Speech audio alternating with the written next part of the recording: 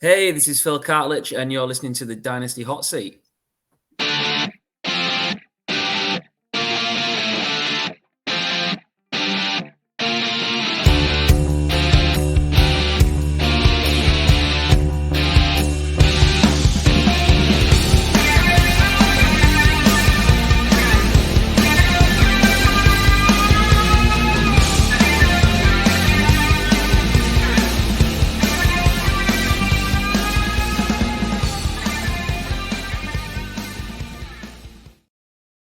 Yes, hello everybody, and welcome back once again to the Dynasty Hotseat, the only Dynasty show out there that is a certified inferno. And today we got a brand new guest on the show. Always exciting to have new folks jumping on the hot seat. We've got Phil Cartledge on the show now. Phil, we're part of the same team here, buddy, right? Yeah, the newest member of the wildcard team. You're joining up with a few other absolute legends of the game.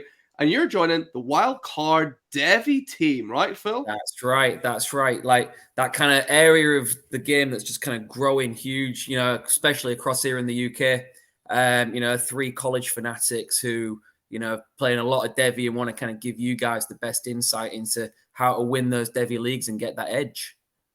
Yeah, exactly. So you and Jordan and Jack are going to be doing some absolutely amazing things. And maybe keep an eye out because they might be appearing on this show sometime in the near future. Yeah, absolutely. And we're just chatting about, you're right, we're doing a way, like there are way too early mock drafts. There's way too early mock drafts. So that's why I had to get someone like yourself, someone who plays a lot of Devy involved, because this year, a bit of an experiment for me. This is the first year I'm really going all in. I'm watching as much college football as I can, live as it happens, not kind of retroactively going back and catching up. It's awesome, by the way, right? Those threads you're putting together on a weekend, covering the guys that are catching your attention, are really standing out, man. They'll be doing a lot of people a lot of good. Thanks, mate. Yeah, they're a lot of fun, but it's a tough old slog, actually. There's a lot of games to watch, right? And there is. Yeah, absolutely. And you may have noticed, in case you haven't, you're repping Alabama to the max here, right? Roll Tide. Absolutely. Absolutely. And maybe some Alabama players coming up or maybe not. To be fair, I mean, if you kind of widen it from the fantasy lens and look at the kind of NFL draft itself, there's a corner who will be a top first round stud, a couple of decent tackles and edge rushers. But in terms of the skill positions, like we're kind of going through a bit of a dry spell at the minute. Don't look out for too many Crimson Tide players making your roster in the next couple of years. Yeah, weird to say, right? That's not often that happens. So we're going to roll through a couple of things. Maybe you're new to watch college football. You haven't quite seen any of the action from this year. So we're just going to roll through two topics. And the first topic is kind of the main thing that I'm noticing, and I'm glad that you highlighted this as well to me, Phil. Man, quarterback this year is absolutely stacked. The Pac-12 and everywhere else as well. Quarterback looks great this year, right? Man, if your dynasty team needs a quarterback, this is the year.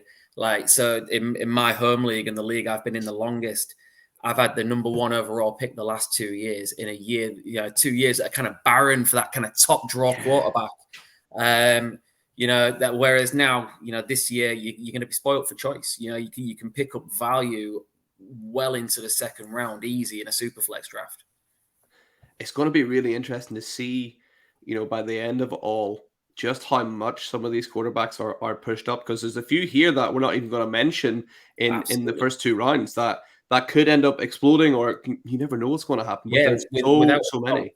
And it's that idea of that kind of way too early mock. Like at the moment, I mean, you fired me a couple of names and said, well, what about so-and-so? I've seen you mention so-and-so, and you're right, I have. Yeah. But like right now, I think you just need that sample size to be a bit bigger before you'd be comfortable like making them a first kind of 2-round selection. Yeah, absolutely. And there's plenty of football still to go, which is why this is way too early. But again, just another tip for people if they're jumping into this for the first time and they're like, oh, I kind of feel like I want to watch a bit of college ball. Who are the best teams in college right now? Where should they maybe start? Who's they looking at? Man, it pains me to say it, being an SEC fan.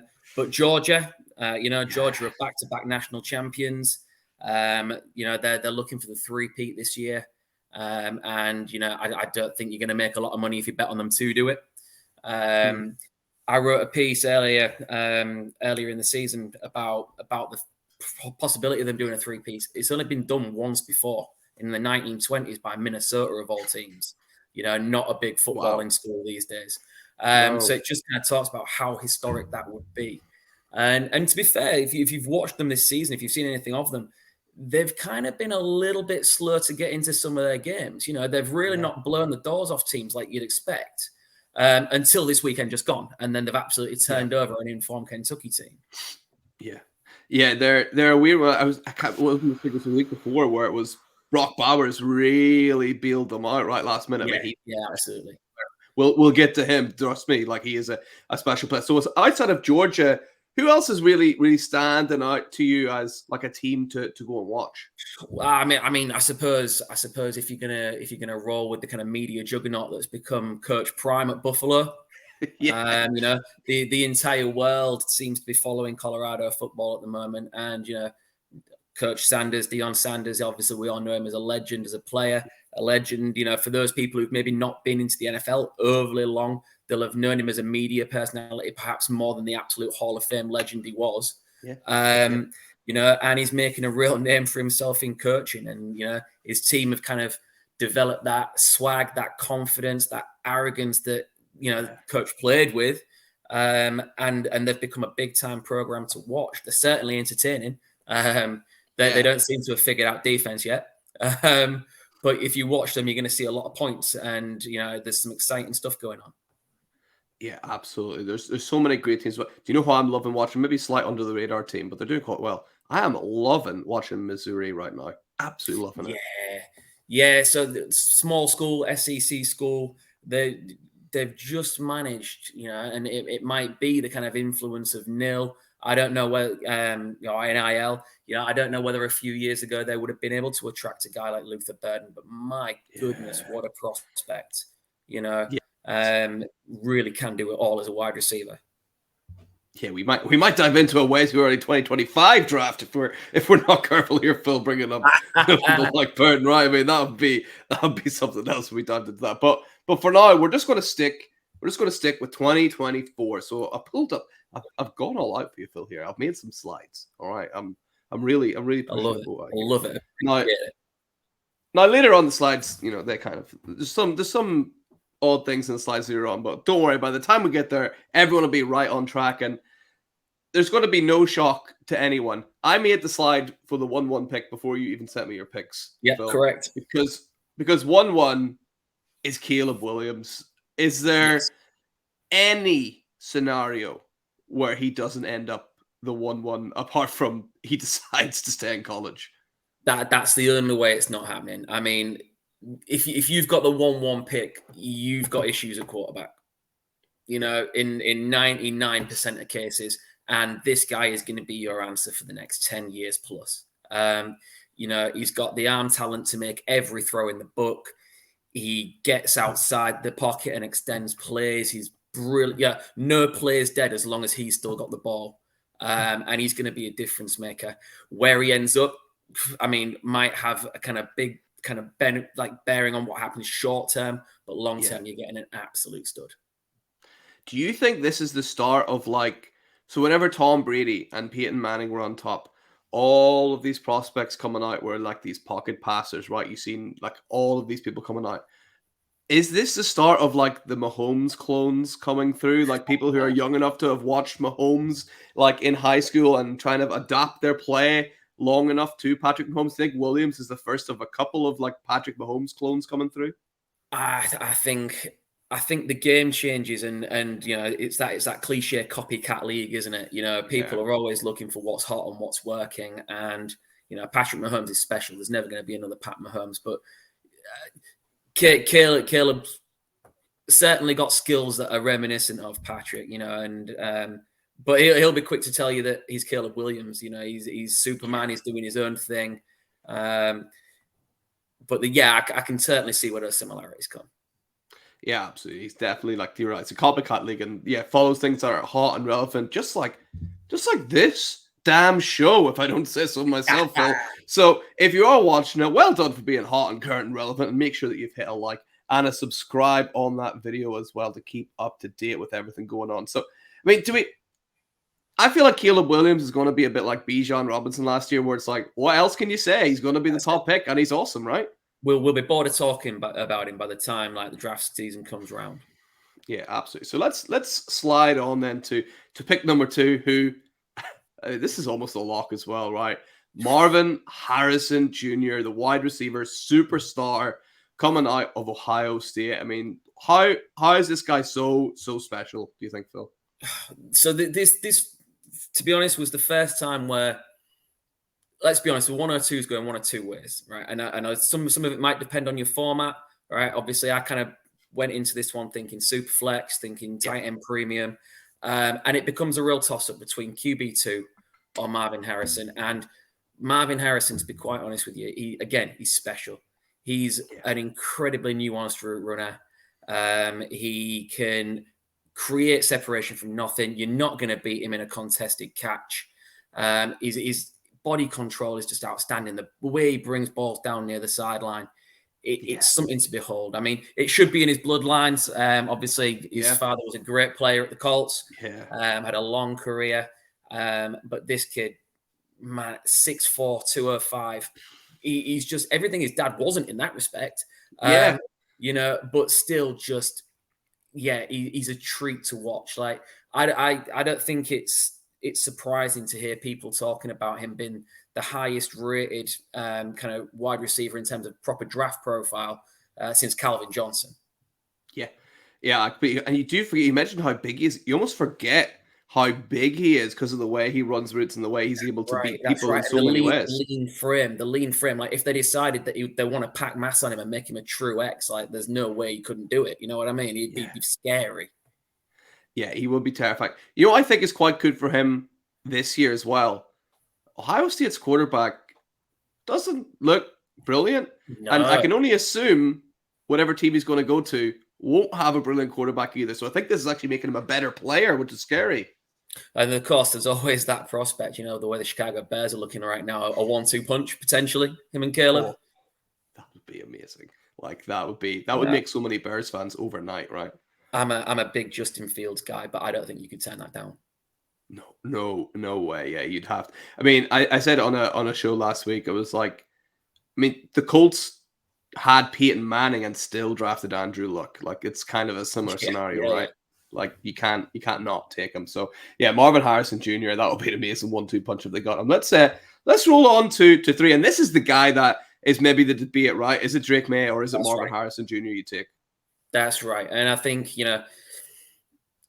any of the year, Drake may be QB1. Like, he's a good quarterback prospect, really, really solid. And if you get him at the 103 and you've not had to trade up because the guy takes Marvin Harrison at 102, you're in a good position. That is a good pick at 103. He's a solid thrower to all 3 levels. He's got great accuracy, really mobile. Again, does a good job of getting out the pocket. He put on some great rushing yards at the weekend, for example, against Syracuse. He's legit, and he'll be a starter in the league for a long time. And at 103, you're not going to get a much better pick there. He's like sneakily, you almost don't realize how good he is when you watch him, and then you look at the box score and it's like, oh, he threw for 400 yards. So it's just like he's so sneakily good, right? Yeah, and he's doing it this year, having lost Josh Downs, who was like his absolute go-to last year. Yeah, he's he's a big guy too, right? He's 6'5". Again, physically imposing. You're certainly going to know he's there if he runs through you. Yeah, so far so good. I mean, the first 3 picks seem an absolute slam dunk. And we talked earlier, you said tight end premium. This is a guy, I'm going to make a bold prediction now. Brock Bowers comes into the league as Dynasty tight end 1 overall. I think he is as good as there already, and we're months away from him taking a snap in the NFL. Yeah. The guy, it's really strange, like, because as tight end's profile, he's a little bit smaller. He's a bit of a tweener for size. Yeah. But then you watch him play, and all of a sudden, any doubt you had looking at him, it just goes instantly. Like, he's strong, he's quick, his hands are unbelievable. Like, you've thrown your bold prediction out there, I'll throw mine. I think if you rank him amongst wide receivers next year, he'll profile as a wide receiver 2 in scoring. Yeah. I And think that's as a rookie tight end, which is never done, really. I think he's good enough to finish top 24 amongst wide receivers next year. Yeah, he is a special talent. Let's hope he doesn't end up in Atlanta for everybody's sake, Having him right? blocked for Tyler Algier. Oh man, yeah, that's the only place he can. Atlanta or the Patriots, right? Those are the two places. Like, please don't kill Nobody Brock wants to go play Bowers. in New England. Nobody wants to go play in New England. No, absolutely not. So Brock Bowers a slam dunk, and the hits continue. This is a great class so far, right? Like Malik Neighbors out of LSU, he looks ready to go already, doesn't he? He looks electric. He looks brilliant. Yeah, he's a my guy. Like I claimed him everywhere I could in Devy at the start of last season.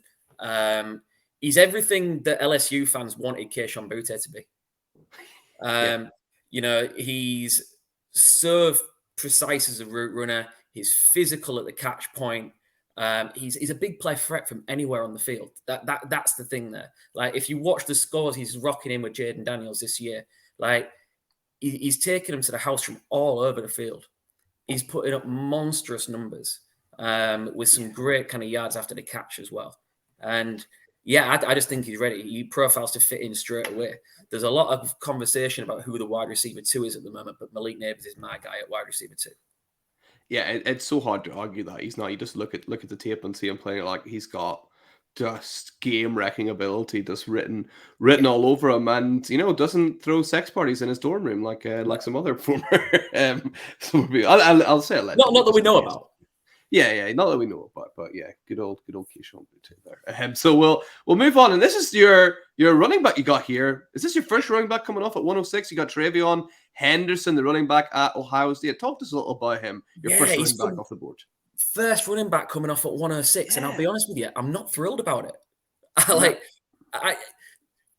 People have got to kind of get over this idea, right? There are a lot of guys at the moment who are going to come into the league, particularly the way running back contracts are going and people looking for young runners. There's going to be a lot of the guys making their way into the league and getting onto rosters, right?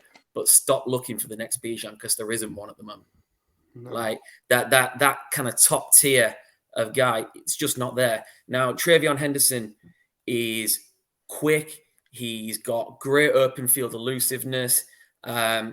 He's a good running back. But what concerns me, like straight off the bat, is he's not played his best football since his freshman year. Yeah. And there's a little bit of, we saw how great that tape was. I mean, he was a revelation as a true freshman. He's battled injuries this year. He battled injuries last year. There's kind of niggles, and I'm hoping his best days aren't behind him already and that he goes on into the league and really kicks on and shows what he could do. But like I said, right now, after those first 5 feeling like such locks, RB1, and I'm still not thrilled about it. It is a risky pick. Yeah, he's one. Obviously, this is my first year of really diving into it. So I was like, Travion Henderson. Because from what I've seen him this year, I think you said a word there I really saw is like good.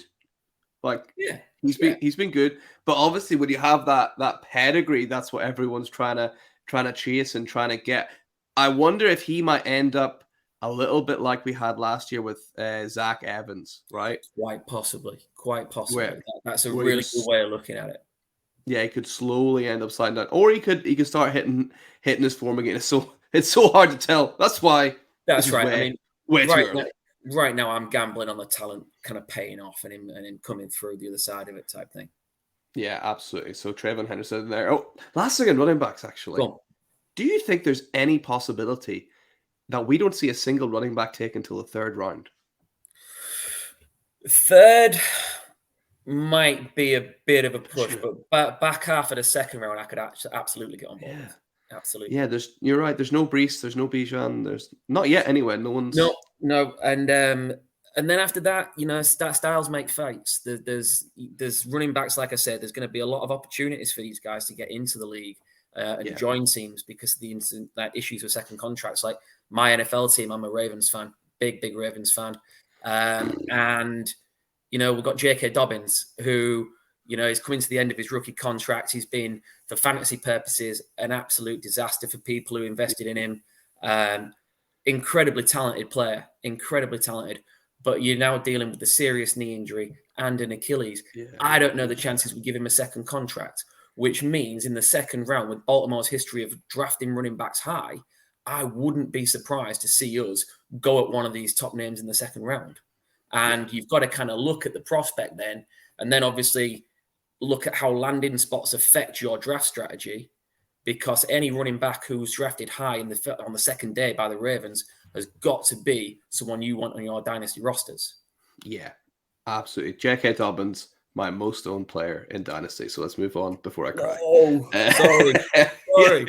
Yeah. We got another wide receiver coming out of, just this machine of a program for just making wide receiver after wide receiver after wide receiver. We've got, Jackson Smith and Jigba coming out of there, Chris Olave coming out of there. Just an infinite amount. Yeah, it doesn't end. And we got another one here with Emeka Egbuka coming off the board at 107 in this mock. Yeah, again, kind of similar to the Travion Henderson situation. He's dealt with niggles and injuries this year, which has perhaps undermined the tape that he's putting together in what's going to be his final season. Listen, he was highly recruited out of high school, 5-star recruit, far kind of more overhyped as a prospect coming into college than Marvin Harrison. And his tape is good. Before this season, he's a very technical route runner. He's a threat at all three levels. It's just we've not seen him kick on, and he's kind of become overshadowed by Marvin Harrison, which would happen to anybody. But yeah, I think he's gonna be one that potentially falls down the actual NFL draft board because of not being able to put together great tape this year, and someone's going to get a steal. That's interesting what you brought up there about, I don't know how much you know about this, Phil. Apologies if you don't know too much about it, but the 5-star high school recruit thing, right? I always feel you only ever hear that when there's an issue with the player. That's the only time that comes up, right? Well, it's one of two extremes, isn't it? It's, are they struggling? Are they balling? Never in between. Yeah. It's always interesting. It seems to be quite hard to come out a 5-star recruit and maintain that the whole way. I think a couple of quarterbacks do it, obviously, but the skill position, that seems to be really hard to keep that standard high, right? That's it. Yeah, but hopefully Egbuka can bounce back and get back to that. And now we got another running back, the second running back coming off. We got Braylon Allen, running back coming out of Wisconsin. And if you can't tell by the picture, this guy's huge, he's right? Mean. You would not want to upset him. Listen, physical downhill runner, patient, good vision. Personally, for me, he's my RB1 in this class. I rate him higher than Henderson. I think if we're looking at how a mock's going to fall, I think Henderson's name and what he put on tape as a freshman's going to see him kept higher in that first round. But out of what they're putting together at the moment, give me Braylon Allen over him every day of the week, personally. But he's mean. I would love to see him in a Ravens uniform. That's what I thought. The second you said mean, and you'd obviously just mentioned the Ravens, I was like, oh, little light bulb went off my head. That'll be a perfect fit in there, right? So, and then forget about it, right? He's ahead of Henderson then. If he goes to the Ravens like that, that's huge, right? Absolutely. Yeah, definitely. So let's slide on. We talked about quarterbacks. We got another one for me. And this guy, this is like draw a high school quarterback and you draw a bow next, right? He's playing a jock in a movie, but he's also a really good player. Yeah, and I think what's interesting is the kind of redemption story almost. Written off as almost an afterthought and a joke after spending his first kind of 3 years at Auburn in a poor offense at a tough time for the school. Not that I mind as another Alabama fan, another in-state school in Alabama struggling. That's not a bad thing for me. But there was no doubt the talent was always there. Really, really good, patient passer. He throws off script better than he does on script. When he rolls out the pocket and is throwing on the move, he's kind of more accurate than he is if he stood still in the pocket. he's caught lightning in a bottle at Oregon. That offense and the way that team plays fits him perfectly. And it's really allowed him to demonstrate what a good football player he is after so many people, particularly in the Devy community, had written him off. Like people had spent a first round pick on him 4 or 5 years ago. And then it all went wrong at Auburn and people were getting rid of him for anything they could get rid of him. They were selling him so low. And now all of a sudden those people are really kicking themselves. 109 might feel a little high, but in Superflex with the right landing spot, man, he could be money. Yeah, absolutely agreed. And I actually have decided not so long ago, I think I'm going to follow the Oregon Ducks. I think that's going to be my team. Just the merch, the swagger, the Nike It's, influence. There's so much gear. yeah, it's so and also big Mighty Ducks fan here. Love the Mighty Ducks. So I'm like that's factoring in. Although I'm sure our colleague Jordan won't be too happy with that as a Washington fan. No, I'm it sure, doesn't have to I'm be sure good. he'll get over it, right? Probably. But yeah, Bo Nix, good rusher of the ball as well. Bo Nix, right? Good scrambler, good rusher. Absolutely. Just again a skill set that flies under the radar. But yeah, he's going to be money. He's going to give you a safe floor every week, like you say, with that rushing, and with the arm to ping it at all 3 levels. Like, yeah, he's going to be good. Yeah, absolutely agree. So let's move along, and we've got another quarterback here, someone that's kind of been in the headlines at the behest of your team, unfortunately, right?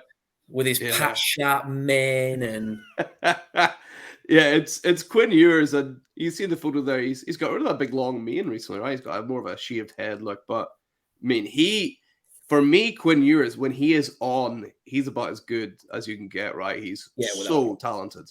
Without a doubt. It feels like we've been waiting on him forever. Like we knew about him. He was an early enrollee at Ohio State. So he finished high school early and enrolled early at college. Didn't quite work out for him at Ohio State. He's got his move to Texas. And he started last year really well before picking up a nasty injury that kind of curtailed that season. But he's back this year. He's lost weight, which I found weird. He's playing at under 200 pounds at the moment. Wow. Which is a bold move for someone that wants to project as an NFL quarterback. And it'd be interesting to see what type of advice he gets in the pre-draft process on that, whether they want him to kind of bulk back up. He's got incredible throwing talent. He can make any throw. And a great football IQ. He reads coverages really, really well. Teams will be blown away with how intelligent he is. What you've got to get over when you watch him, and I don't know whether all teams will be able to, is the mechanics. Like his release, he's got a strange sidearm release. His mechanics can look strange, and I just wonder if some teams won't get over that. Yeah, there's a couple of old-fashioned sort of heads in a lot of places, right, where that'll be an immediate, he's off my board. But that'll just mean, he'll get vultured up. He might even end up dropping in the draft, and people will get an absolute diamond in the rough with Quinn Ewers, because he's, like I said, when he's on, he's just so much fun to watch. So yeah, I didn't know about the bulk thing. That is interesting. I would guess he'll be told he'll need to be over 200 pounds, because not many under 200.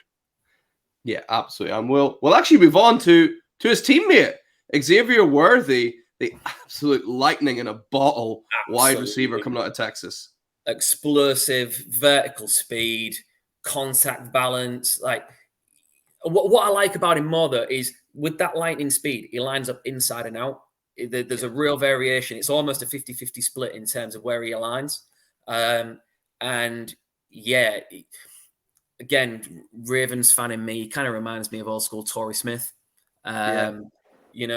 Good hands, solid catcher, can work inside and outside, and man, he's just so fast. If he gets that yard on you, it's game over. It's game over. Yeah, what was going on at the start? Because obviously I've been following this the whole season. I've been making my Twitter threads, and I would notice him a lot during games, and then I would look at the box score and it's like, he only had 4 targets or 5 targets at the start of the year. That's kind of ramped up going forward. What was going on there? Was he injured or something? Or Cass, I don't know if it was the game script. I don't know if it was just where Texas were in kind of the fixtures they were playing. But yeah, at the end of the day, big time players make big time plays, and when it's come to Texas playing their best football as the season's gone on, they've needed him. and he's come to the fore. Yeah, absolutely. You can see him. You can already see the Twitter comments after his 40 time, right? You can see Yeah, of people course. overreacting Absolutely. already. Yeah, so he's definitely a slam dunk at the back end of the first round. That's a great pick, and we now got another running back. Maybe the sort of the name that's bubbling up the most at the minute online. You see as a potential RB1. Yeah, we got running back out of Arkansas, Sanders, right? Who's another mean guy. He's another big guy, former linebacker. He was actually he transferred to Arkansas from Alabama, where he'd been in the running back rotation. The linebacker rotation. Really? Went across to Arkansas and ended up playing running back. And yeah, he's big, he's imposing, he's a violent runner. Let's not break anything. We're looking at the end of the first now. All of a sudden, those players aren't quite the locks. The guys at the top of the first were, and for good reason. He's not a great route runner. He's very one cut and thud. He's not gonna get you he's not going to do much in terms of elusiveness and working through the line. He's going to take that first contact. If he gets past that first contact, he's going to give you some strong carry. But apart from that, if that first contact wraps him up, he's not getting away from it. He's not got the breakaway speed or anything like that. But on his day, he will rumble and he will truck and he will grind out hard yards that other people don't want to do. Imagine an NFC North running back in December. That's him all over. Yeah, he's still very much a linebacker playing running back, right? Just this big, mean guy. But the hope for him is obviously he starts to develop like these skills, and it'll take him a little bit longer. But I mean, just on that one attribute alone, he looks really good. So for his sake, hopefully he can develop. Well worth that dart throw. Yeah, absolutely agreeing. And like you said, it's the end of the first. Let's move in to the second round. And I mean, this guy, Troy Franklin. Obviously, I've held my hands up and said I've got a bit of a homerism. New Oregon Ducks fan. Troy Franklin just looks so smooth, so nice. His route running's amazing, right? Yeah, absolutely. Hands, body control, instincts. If you watch some of the routes he's asked to run, like once he gets to the top of his route, they kind of give him a bit of flexibility to make his own decision, which I find really, really interesting. And he often comes back just looking for the ball, and it's there, it's in his hands. He's not the strongest. He is quite slight in frame, but he's gonna earn a lot of money in that kind of 15 to 20 yard passing range. Because in there on the hooks on comeback routes, he's just money. And it's nice timing for him as well, because we're seeing that kind of shift in the NFL now where you don't actually have to be this big, huge, strong guy. You can make it with this frame, right? Absolutely. Yeah, definitely. So I'd love it if I got him at the start of the second round. I'd be absolutely loving it. And same with this guy as well. Now, this might be something where people go, hold on. Michael Penix Jr., how's he not in the first round? He's leading he's leading college in passing yards. Every time I see him, he's throwing touchdowns to people. But it's not always been like that, right? No, absolutely not. So he spent a significant part. He's actually in his 6th year as a collegiate player. And he spent, a significant part of his career at Indiana, a small school. And whilst he was there, he suffered 3 separate season-ending injuries. Wow. ACLs amongst them. And what he's putting on tape now shows just what he's capable of at Washington. Yeah. He's playing in a fantastic offense with some fantastic receivers around him. And he's playing the football of his life, and he deserves that chance in the league. The reason I've steered away from putting him in the first round is simple. If he doesn't get the draft capital because teams are worried about his injuries, I don't want to be spending that high on a quarterback. Yeah, 3 separate. Was it all the same? So was it all knee injuries? Was it all he's done? I can't remember the third off the top of my head, but I know he's done both ACLs. Man, I mean, it's so like you forget how young these guys are as well. Like, and they're already coming in with that. Like, it's not good news for him. But while he's playing like this, he's playing absolutely lights out with a guy that I think we're going to get to pretty soon. Well, the way, sorry, if I can just on Penix before you go, the way I see him like is if Hendon Hooker was good enough to get picked up where he did by the Lions, in spite of the season-ending knee injury he'd Yeah. suffered. Like, if Penix can prove that he's further on from his injuries, I think he's a better prospect than Hendon Hooker. Yeah, I would say so. And Hooker as well, people forget, he was favourite for the Heisman before he got injured, right? He was playing absolutely lights out, but just, never got to show at the end. So yeah, Penix, you can kind of see the similarities there for sure. And now we're moving on, right? This is, you talked about your guy earlier. This is my guy. This is Blake your guy. Corum going at 203. I just love Blake Corum. I think he just has a nose for the end zone like no other running back in college right now. Yeah, man, and he's kind of so unique in the way he looks. His build as well, 5'8". Yeah. He's not a big guy, but he's like a bowling ball. Yeah, he's like a bowling ball. Like, if the end zone are the pins, he's getting there. Like, if he's got to bounce off things, kind of hurdle his way through. Like, yeah, he's exciting to watch. He's a home run threat. He's a proper, you're right, sniff the end zone and go for it type guy. Yeah, I love watching him play. Just the shift he gets to move. He's just not like watching anybody else. And I don't know if that's going to help him or deter him though in the draft. That's the only thing. Let's be honest. There will be some teams he's straight off the ball because he's 5'8". Yeah. But then if you watch, Steelers, if you watch Jalen Warren at the moment, he bounces off players the same way. And having just watched Jalen Warren rip our souls out as the Ravens in the fourth quarter last weekend, I can see Blake Corum doing the same thing. Better. Yeah, I think he's one to watch for sure, and in a team that's fun to watch as well at Michigan. Moving on next, now this is what technical this kind of Rome Odunze. We can see here for some reason the little 4 hasn't appeared. He's going at 204, and he and Michael Penix Jr. have a pretty special bond going at the minute, right? Absolutely. Rome Odunze is just like there's no one unique superpower. He's just good all around. Big at 6'3", good hands, good route runner. He is physical. He'll line up outside and he'll just bully corners all day until the corners don't want to go up against him anymore. But that's not to say that he can't do the neat, tidy kind of things as well. Like, he's more refined than just being a bully. Impressive player. He struck up a great relationship with Michael Penix, and they're going to help each other the rest of the season into healthy draft stock.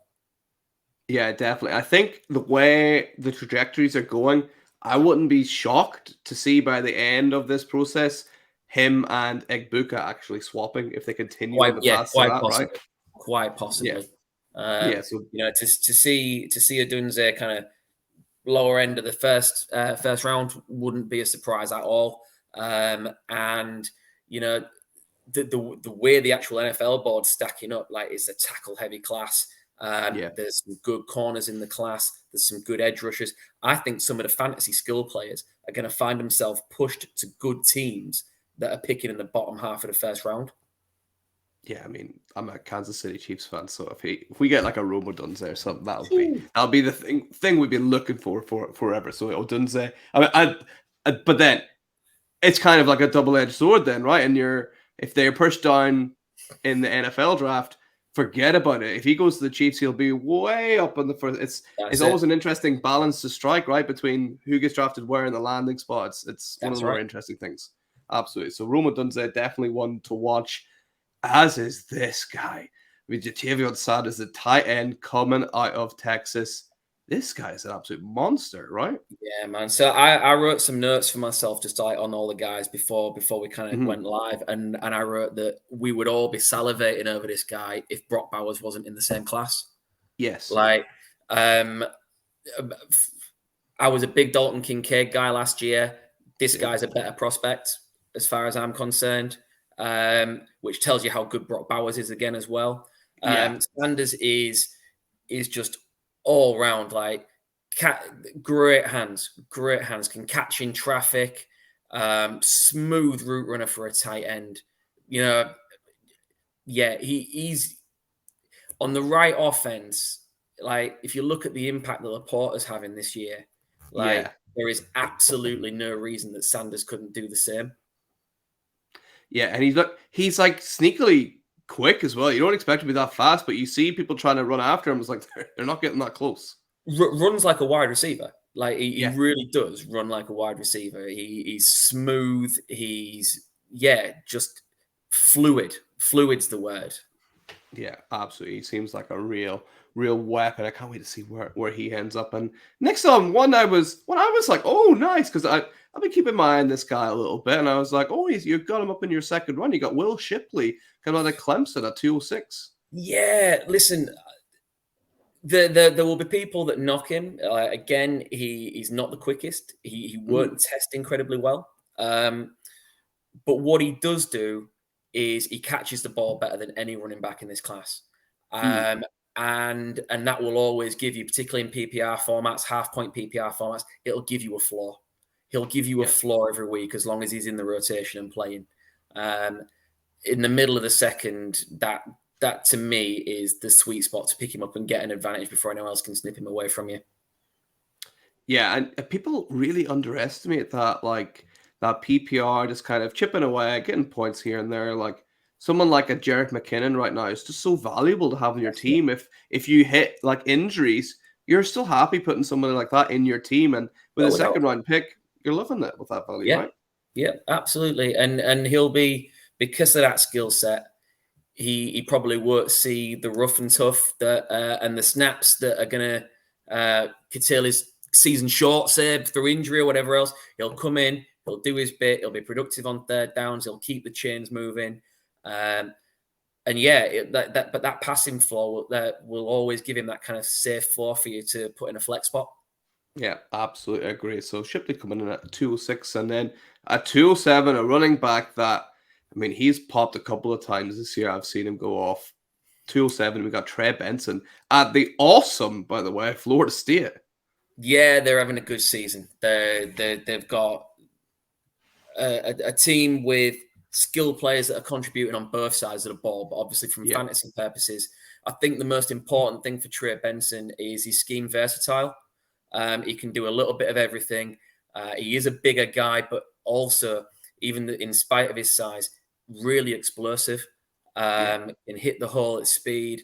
And I don't think it matters where he goes. I can't say the same for every other running back in this class. I think he'll be fine anywhere, which at 207 gives you, a safe kind of pick there for me. Yeah, he's kind of like almost like what people said about your sort of like your Khalil Herberts or Roshan Johnson. I know they end up the same team, but kind of this guy, you're like, I'm not really worried where they go. They've got kind of the skill set to do anywhere. It's weird they ended up on the same team, obviously. So well, hopefully Trey Benson doesn't end up on the Bears as well, right? That would be a slight disaster. Moving on, next we got 208. We got Ant. No, is it Antoine Antwien? How am I pronouncing that? Antoine Wells, wide receiver out of South Carolina. Talk to me about Antoine. So you'll hear him referred to as Juice. He goes by Juice Wells. Love him, absolutely love him. Really had a great season last season. Interesting story. He got no college kind of recruiting hype whatsoever. And ended up playing, and the name of the school escapes me now, at a military academy. Same military academy that Eddie George played at before he ended up getting into college and going pro and what have you, and having a Hall of Fame career. Eventually, he balled out at that level and went to James Madison, who were playing FCS football at the time.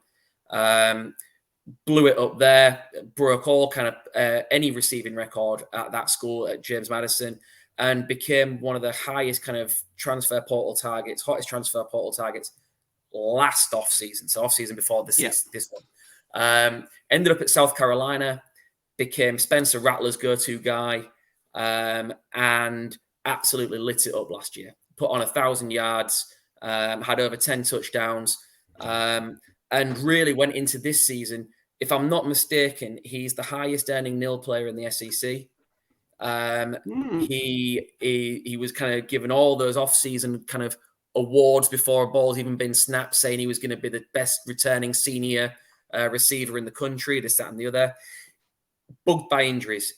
I think he's caught 3 passes for 37 yards and a touchdown. But that one touchdown against Georgia was superb.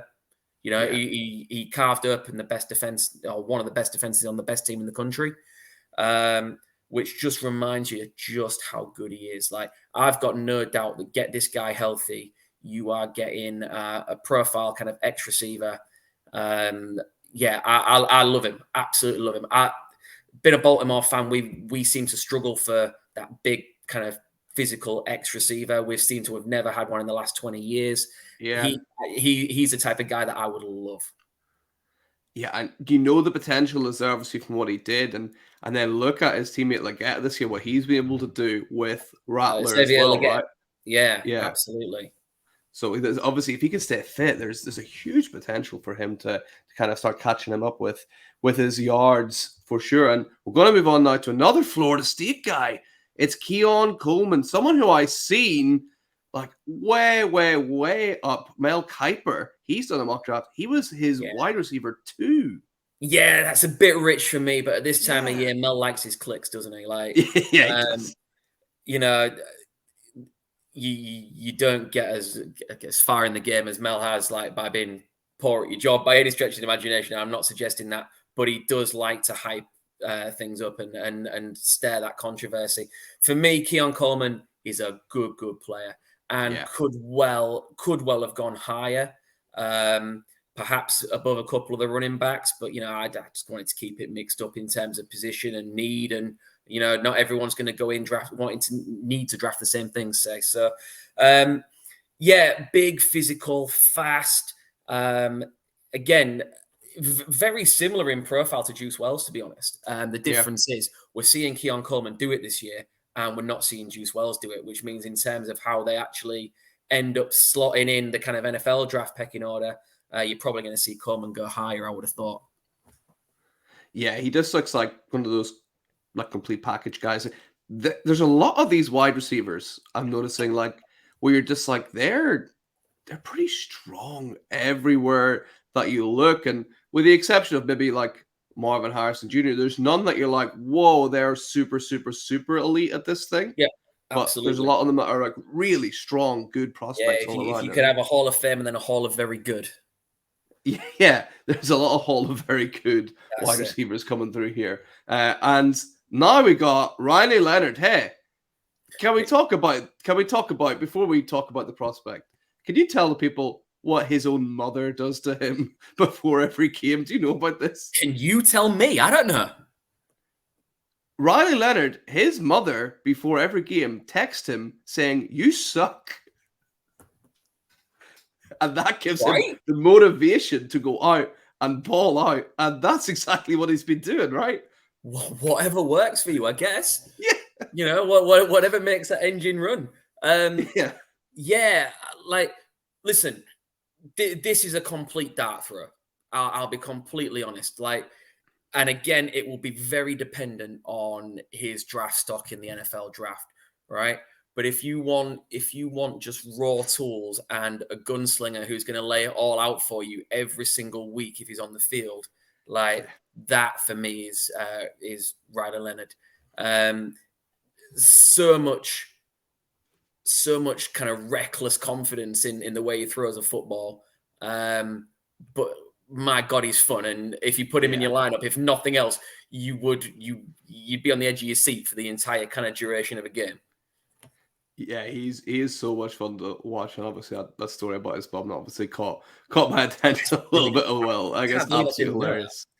Yeah, he seems like a quirky kind of guy as well. I read up about him a little bit. I'll try that with my son and see how he gets on with his football on a weekend. That's a good shot. Yeah, we'll give me an update later on. See how that works out for him. Is he like sitting on the sidelines? Just kick me out and change the line. Yeah, absolutely. We'll have that. But we're almost at the end here. We're at pick number 11 of the second round, and don't adjust your screens. This is another running back from Michigan, even though we've already had one. Yeah. So it's really interesting. Like people's take on these two, it's just whatever flavor you like, basically. They're both playing in an incredibly efficient offense. Like, if there's going to be one team that challenges Georgia for the national championship this year, it's going to be Michigan. And they really play through those two running backs.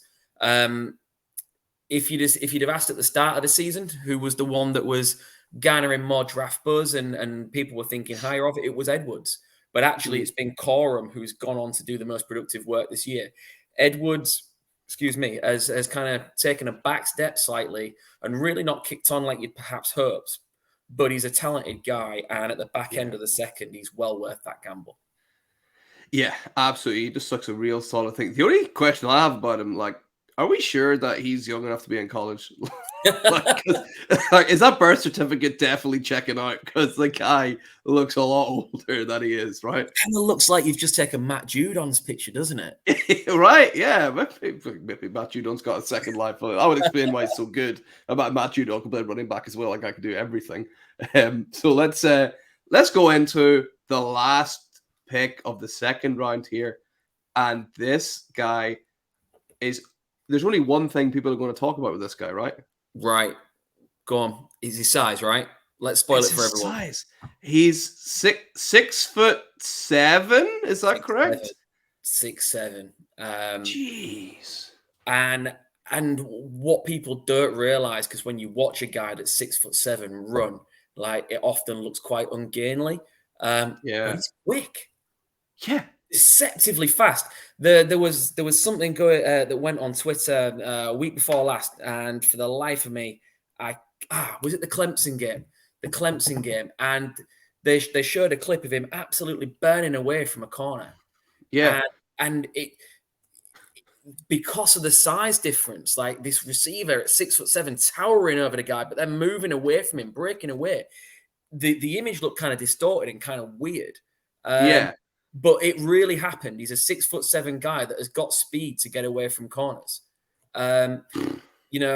He's a unique mismatch. Has he put it all together? No, not yet. Not by any stretch of the imagination.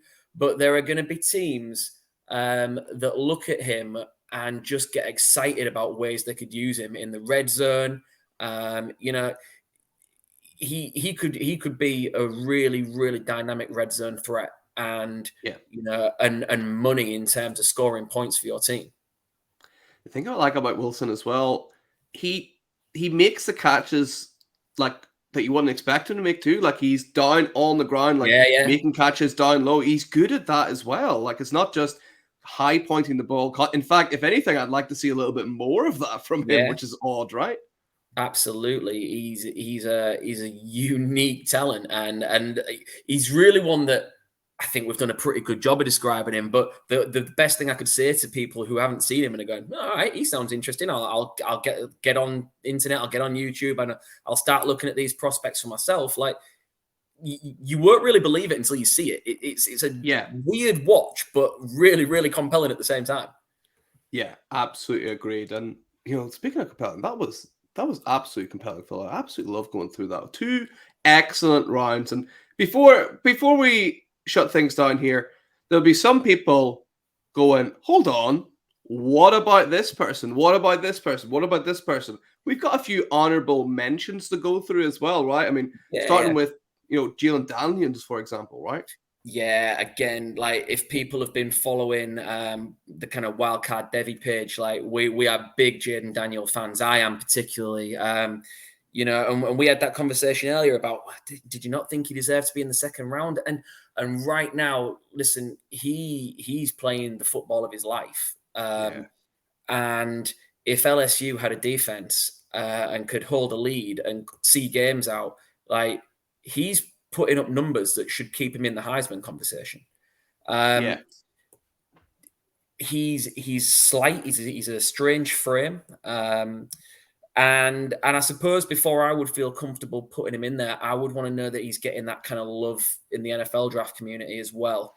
I see quite a lot of people still saying he'll be nothing more than a backup. And, if I'm going top 2 rounds, like I'd want something more than a guy who's going to project to be a backup in the league.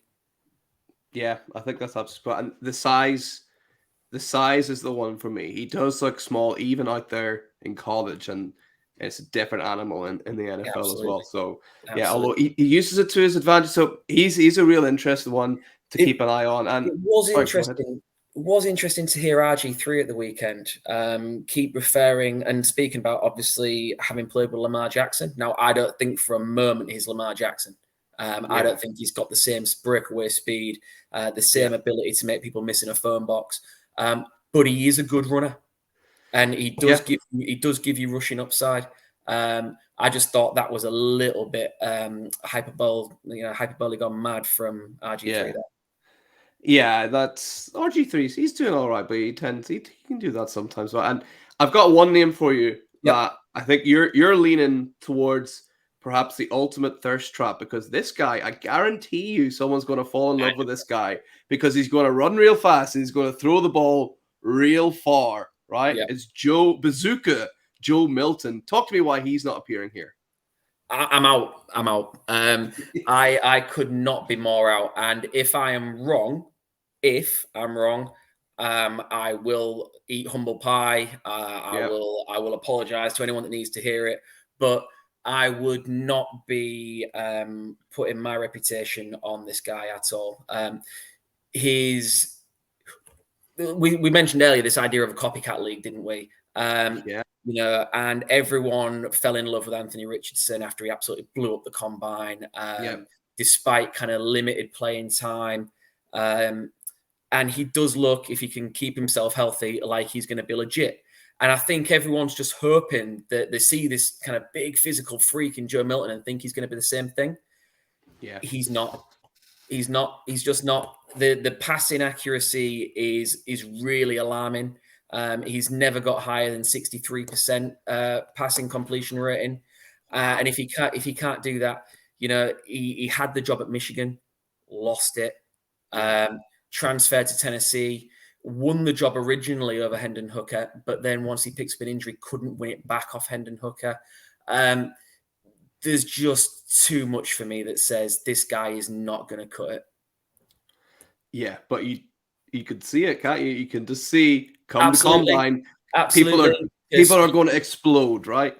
People are going to see on YouTube like him pinging a ball. I think 90 yards. He threw a pass.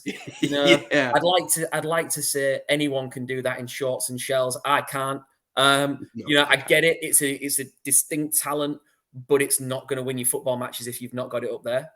And I just worry that he's not going to piece it all together. And listen, what I am going to say is everyone else that are in my leagues, draft him high and just leave someone to fall to me.